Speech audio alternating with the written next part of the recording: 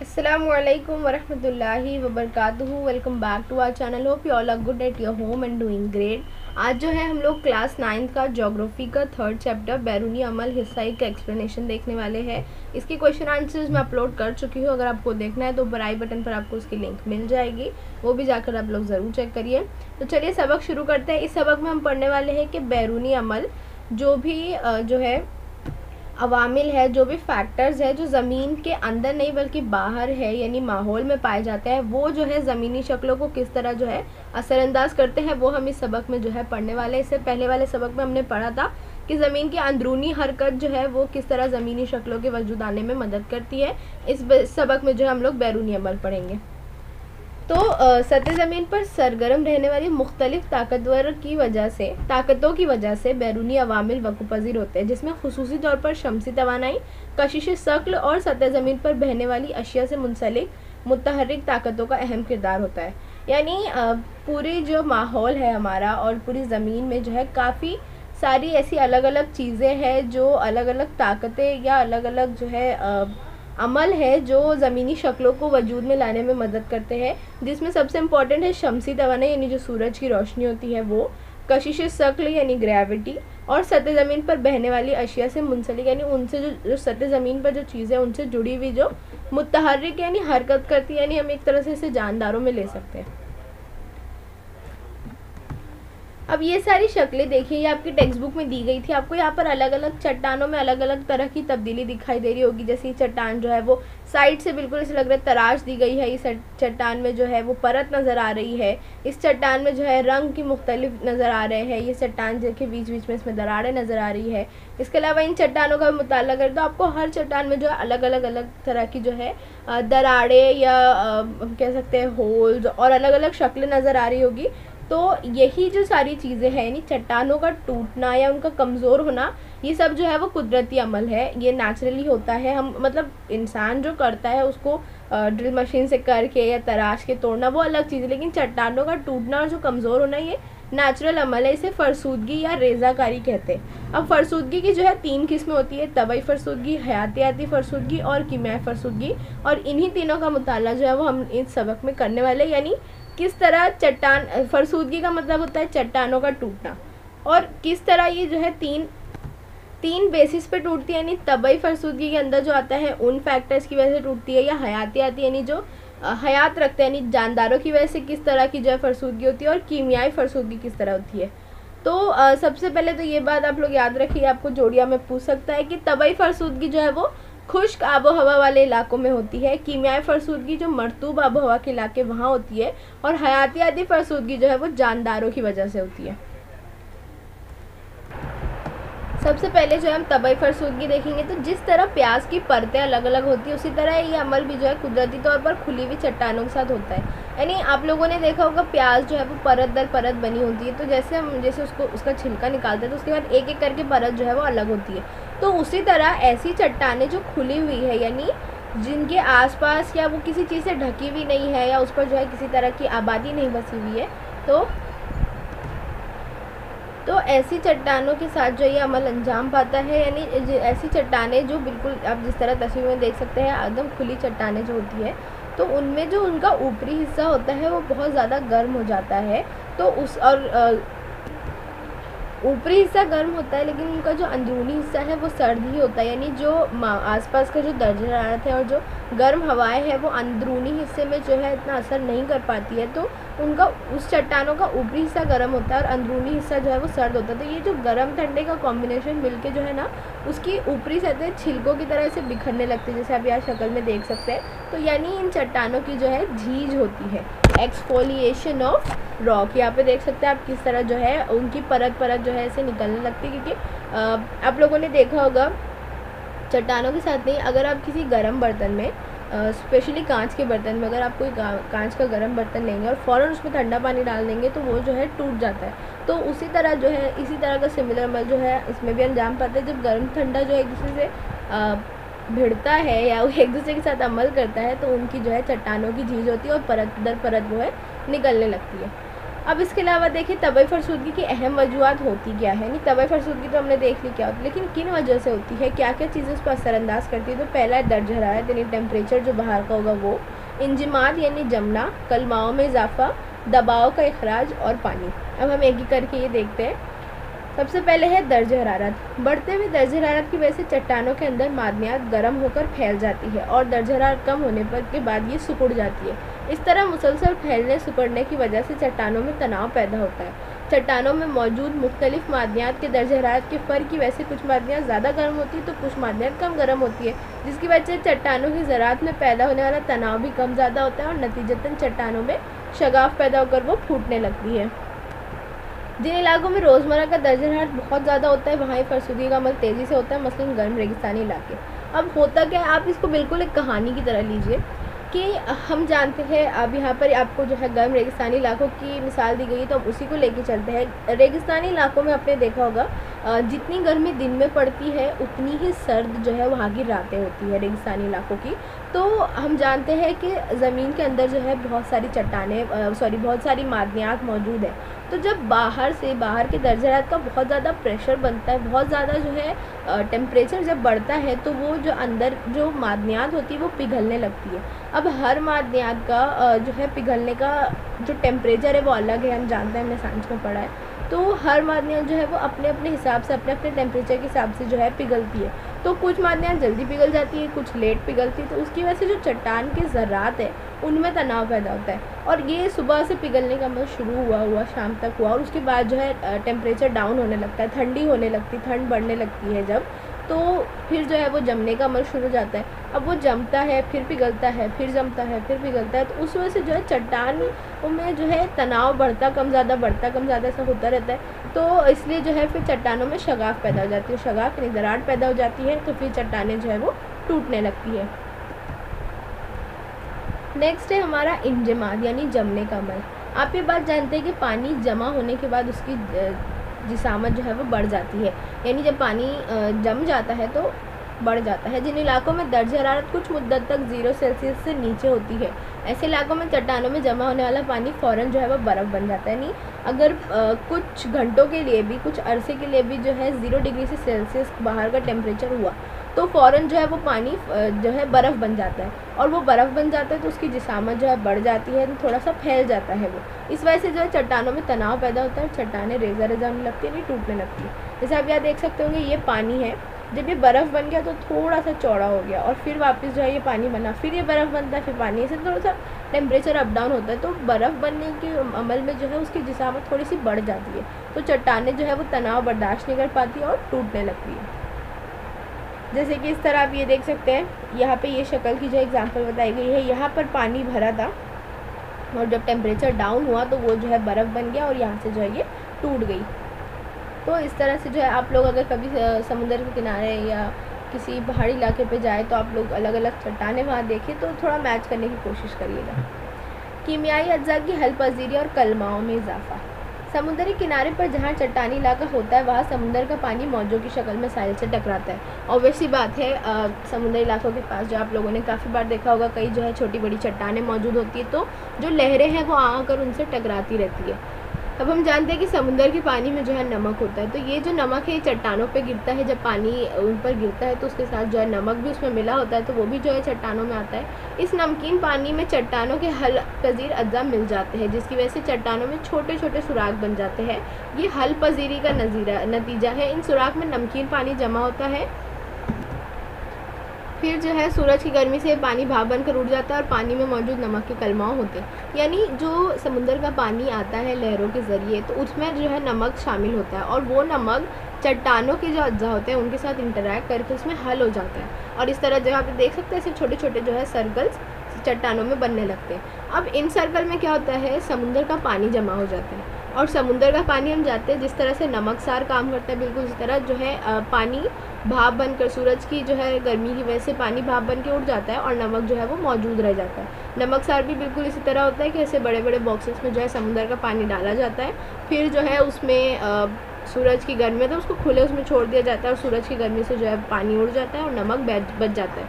तो बिल्कुल उसी तरह यहाँ भी होता है, ये कलमाव ज़्यादा जगह में फैल जाते हैं जिसकी वजह से चट्टानों में तनाव पैदा होता है और सुराग जो है बनते जाते हैं, और उसका जो चट्टान का जो ऊपर हिस्सा है वो बिल्कुल जो है शहद के छत्ते की तरह दिखाई देता है। जैसे आप यहाँ एग्जाम्पल देख सकते हैं, तस्वीर दी गई है।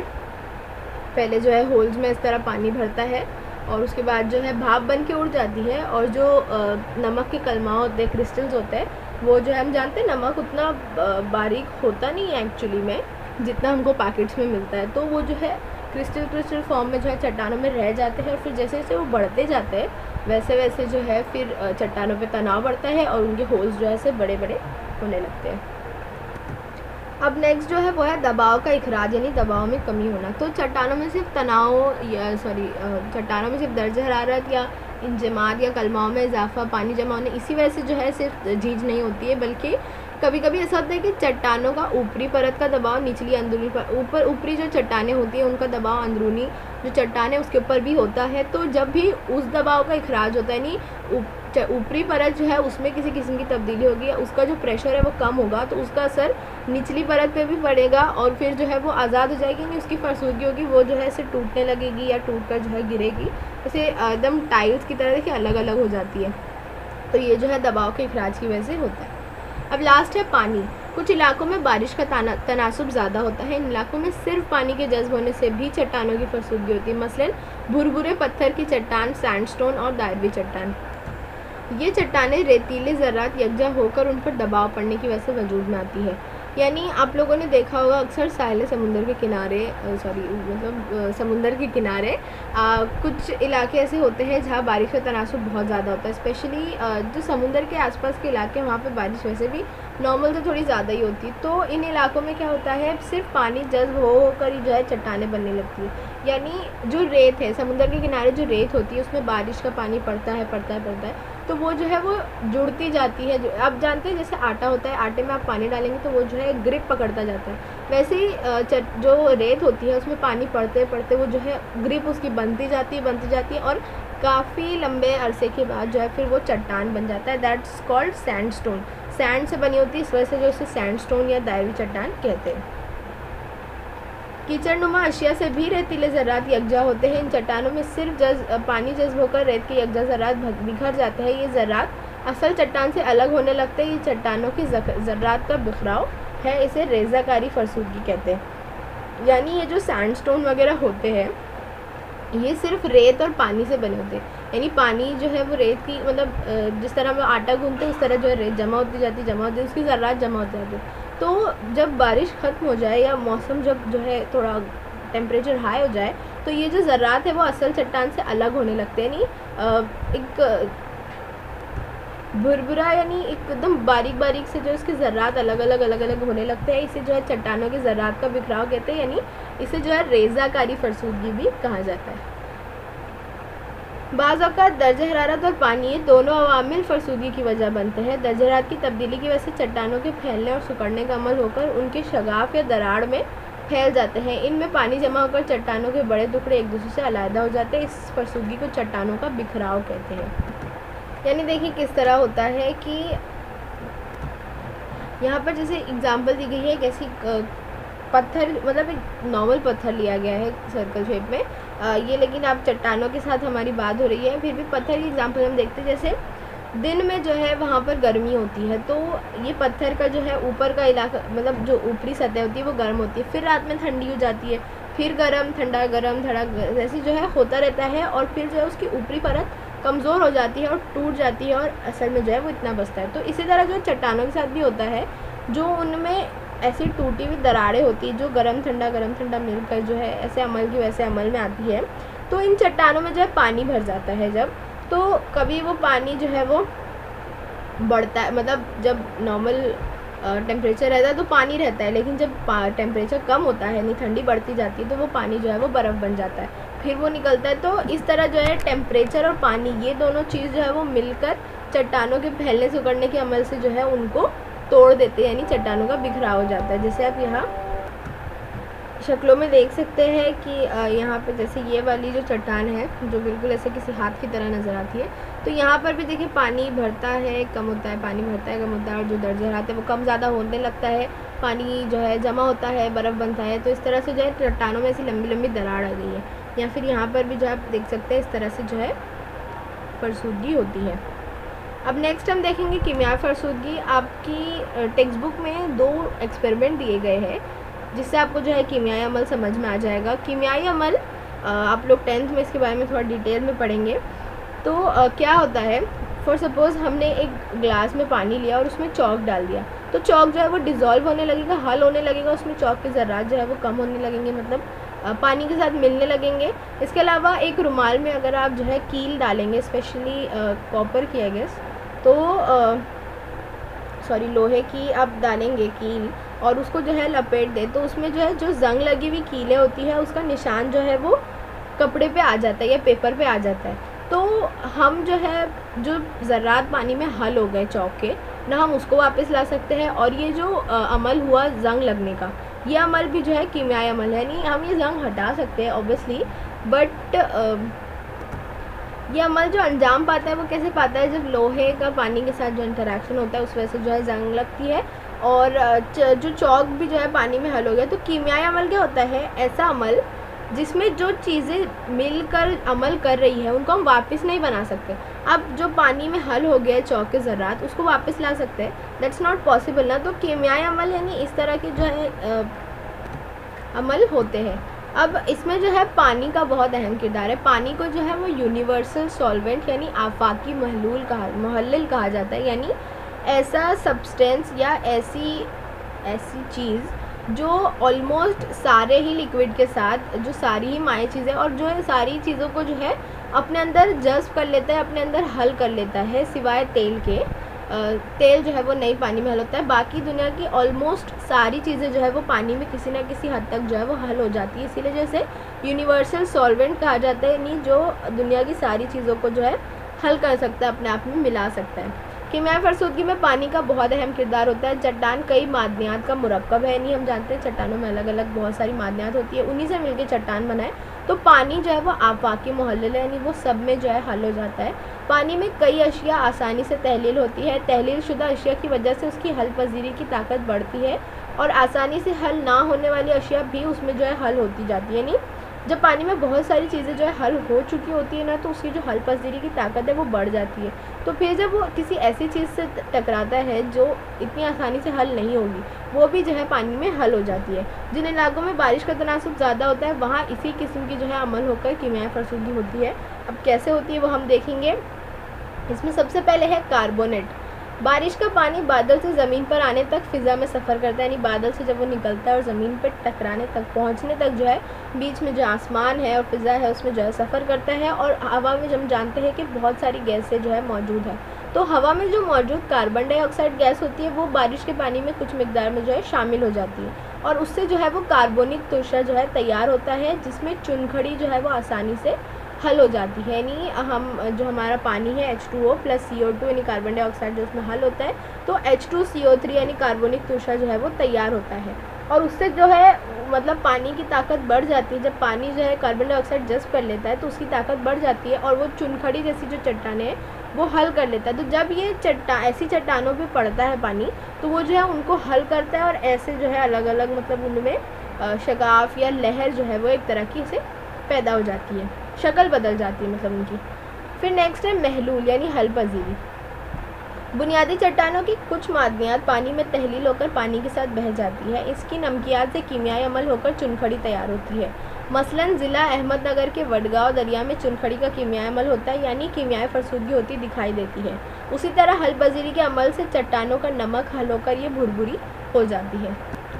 यानी ऐसी चट्टानें जिनके बीच से जो है दरिया या झील या नदी बहती है, तो वो जो है उसके पानी के साथ जो है वो जो चट्टान होती है उसके कुछ मादनियात जो है वो हल होते जाते हैं और उसके मतलब हल होकर उसी के साथ बह जाते हैं। तो जहाँ से वो मादनियात हल हुए हैं वो उतना इलाका जो है वो खाली हो जाता है, तो उतनी चट्टान में जो है शगाफ पड़ जाते हैं, दरार पड़ जाते हैं, या फिर जो है उनके बीच में से ऐसी जगह बन जाती है। जैसे आप यहाँ देख सकते हैं, जैसे ये वाली जो शक्ल है ये ज़िला अहमदनगर के वडगांव दरिया की है, जहाँ पर यह अमल जो है वो अंजाम पाया है। नेक्स्ट है खाकस्तर साजी। जिन चट्टानों में लोहा होता है उन चट्टानों पे ये अमल होता है। हम इससे पहले भी हमने कई बार पढ़ा कि ज़मीन के अंदर जो है वो कई सारी चट्टान, मतलब हर चट्टान में जो है कई तरह के मादनियात मौजूद होते हैं। तो ऐसे ही जो चट्टानों में लोहा मौजूद होता है उन चट्टानों के साथ जो है ये अमल होता है। क्या होता है, जब जो लोहा होता है वो पानी के ताल्लुक़ में आता है, पानी से इंटरैक्ट करता है, तो लोहे और ऑक्सीजन, जो पानी में ऑक्सीजन होता है वो और लोहे का जो है कीमियाई अमल शुरू होता है और उससे जो है लोहे को ज़ंग लगती है। ये सारे जो लोहे को ज़ंग लगने का अमल है वो सारी लोहे की चीज़ों के साथ होती है। तो वही सेम चीज़ जो है जो चट्टानों में मौजूद लोहा होता है उस पर भी होती है। और फिर जो है चट्टान पे एक तांबे के रंग की परत चढ़ जाती है, जैसे थोड़ा सा ये ऑरेंजिश ब्राउन कलर का जो है चट्टान हो जाता है। इन तमाम अवामिल के अलावा, यानी ये सारी चीज़ें जो हमने पीछे पढ़े, उनके अलावा भी जो है फरसूदगी के कुछ और अमल है जो चट्टानों के अलावा दूसरी चीज़ों में नज़र आते हैं। जैसे हम अगर अपनी डेली लाइफ की मिसाल दें तो बारिश में जो आप अगर नोटिस करेंगे तो जो नमक होता है वो हल्का सा जो है चिपचिपा सा हो जाता है, या वो जो है थोड़ा थोड़ा गीला होने लगता है। या फिर जो काटा हुआ सेब है, अगर आप सेब आधा काट के रख दें तो उसमें जो खुला रख दें अगर, तो उसमें जो है वो एक कलर उसका जो है थोड़ा चेंज हो जाता है। तो ये सब भी जो है वो कीमियाई अमल है या कीमियाई हयाती अमल से बोल सकते हैं। तो यही सारी चीज़ें जब जो है चट्टानों पर होता है तो फिर उसे जो है चट्टानों की कीमियाई फरसूदगी कहते हैं। ये देख सकते हैं हम, ये जो हमने अभी पढ़ा केमिकल वेदरिंग किसे कहा जाता है। पहले जो रिएक्शन विद वाटर है, रिएक्शन विद ऑक्सीजन यानी जो तांबे का रंग चढ़ता है, रिएक्शन विद एसिड जो कार्बनिक तरीके से जो बारिश का होता है वो, और रिएक्शन विद ऑर्गेनिज्म। अब देखते हैं हम हयातियाती फरसूदगी। तो हयातियाती फरसूदगी हयात यानी वही जो जानदारों से ताल्लुक़ रखती है। तो तबई और कीमियाई फरसूदगी के अलावा जो है वो हयातियाती वजूहात पर भी चट्टानों की फरसूदगी होती है। इसमें सबसे पहले हम अगर देखें नबातात से शुरू करते हैं तो दरख्तों की जड़ें गहराई तक जाकर फसील के पत्थर ढीले हो गए हैं। दरख्तों की जड़ें बढ़ने के बाद चट्टानों की ज़रात में तनाव पैदा होता है और वो चट्टानें फूटने लगती हैं। जो बहुत बड़े बड़े दरख्त, तो हम जानते हैं दरख्त जितना ऊपर से बढ़ते हैं उतने नीचे से भी उनकी जड़ें जो है वो बढ़ती जाती है, फैलती जाती है। तो ये जब चट्टानों में जो है बहुत मजबूत हो जाती है तो चट्टानों में तनाव बढ़ने लगता है। जैसे आप यहाँ देख सकते हैं शक्ल में, तो तनाव बढ़ने लगता है और चट्टानें जो है वो फूटने लगती है। इसके अलावा जो है चूंटियाँ मिट्टी का मखरूती ढेर बनाती है। आप अगर जानते होंगे चूंटियाँ जो है वो ऐसे एक टिकोन शेप में जो है मिट्टी का ढेर बनाती है। या फिर चूहे, घूस और जो खरगोश जैसे छोटे छोटे जानवर है वो जो है ज़मीन में अपना बिल बनाते हैं, बिल तैयार करते हैं, सांप वगैरह भी। तो इन तमाम जानदारों को जो है कुरेदने वाले जानवर कहते हैं। नहीं, ये जो है ज़मीन को खुरेदते हैं और उसमें जो है अपनी जगह बनाते हैं। तो इनकी वजह से भी जो है चट्टानों की फरसूदगी होती है। इसके अलावा जो है वो सब्ज़ काई या गुले संग यानी जो दगड़ फूल होते हैं, जो पत्थरों के बीच जो फूल उगते हैं, वो सारे नबातात की वजह से भी फरसूदगी होती है। और इस तरह की फरसूदगी होती है जैसे ये जो नबातात जो पत्थर के बीच में सूखते हैं तो उसमें जो है चट्टानों में दरार पैदा होती है। इसके अलावा जो जानदार जो बिल बनाते हैं अपना, उसकी वजह से जो है चट्टानों में दरार होने लगती है। अब देखते हैं हम तोदों की झीज। चट्टानों से अलहदा होने वाले टुकड़े कशिश शक्ल की वजह से पस्ती की तरफ सरकते हैं और तराई में जाकर बैठ जाते हैं। यानी हमने ये तो देखा कि चट्टानों के टुकड़े होते हैं या वो टूटते हैं, अलग होते हैं। तो अब क्या होता है, जब टूट जाते हैं ना, वो कशिश शक्ल उन पर अमल करती है। किस तरह अमल करती है? ग्रेविटी अपनी तरफ नीचे खींचती है उन लोगों को। तो वो जो है वो सरकते सरकते जो है वो नीचे तह में जाकर बैठ जाते हैं, या जो सब मतलब गिर जाते हैं नीचे। और बरस यानी बहुत सालों तक ये अमल जब होता रहता है तो वो एक टुकड़े जो है वो एक दूसरे से जमा होते होते वहाँ पर जो है मखरूती टीला यानी एक छोटा सा पहाड़ जैसा या ट्रायंगल शेप में जो है वो उसे बन जाती है चट्टान। फरसूदगी की वजह से अलहदा होने वाले ज़रात की हरकत सिर्फ कशिश शक्ल की वजह से हो तो ये अमल जो है वो तोदों की झीज कहलाता है। जैसे आप ये देख सकते हैं, रॉक फॉल, लैंडस्लाइड, स्लम्पिंग, मडस्लाइड, ये सारी जो है उसी की मिसाल है। तो जब अलग होती है तो कशिश शक्ल की वजह से नीचे आती है और फिर जो है नीचे जमा हो जाती है।